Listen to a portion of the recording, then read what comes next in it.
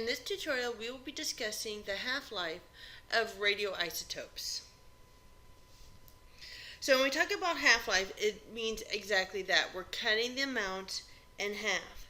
So if we start off with 20 milligrams of this iodine, in one half-life, we're going to be down to 10. And then a second half-life, we cut it down to 5. So every single time it goes through a half-life, you're going to divide it by 2. So here's another one. So if iodine has a half-life of 8 days, in every 8 days, it's going to divide in half. So here we start off with 20. After 8 days, we get it down to 10. After another 8 days, we get it down to 5. Then another 8 days, we get it down to 2.5. And it just keeps dividing in half over and over and over again. So here's some examples of some half-lives of radioisotopes. You notice up here, we're talking about years. However, if we look down here, it gets down to days and hours. It can actually get down to minutes and seconds. These are medical isotopes here. This is what they use in medical purposes, such as radiation therapy and stuff like that. Notice that we deal with things with shorter half-lives when it comes to medical. Because if we're going to put something into somebody's body, we want to know that it's going to go away in a relatively quick amount of time. For instance, iodine is used quite often for the thyroid. It only has a half-life of 8 days. So in a few weeks, it'll be diminished almost to a nothing amount. Alright, so let's do some practice of these. So here we have strontium-90. Half-life of 38.1 years. If we start off with 36 milligrams and we go 152.4 years, how much is left over? So first we need to figure out how many half-lives it's going to go through.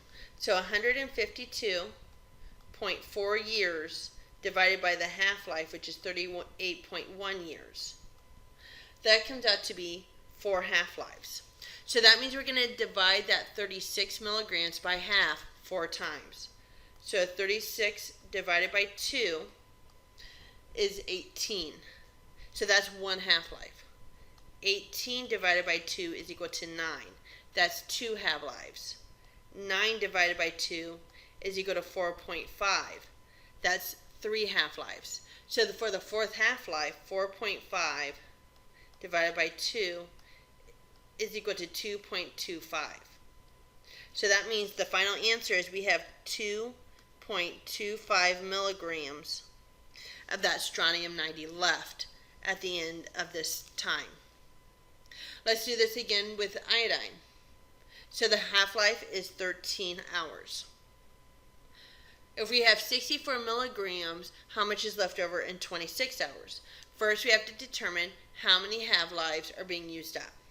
So 26 divided by 13 is equal to 2. That's 2 half-lives.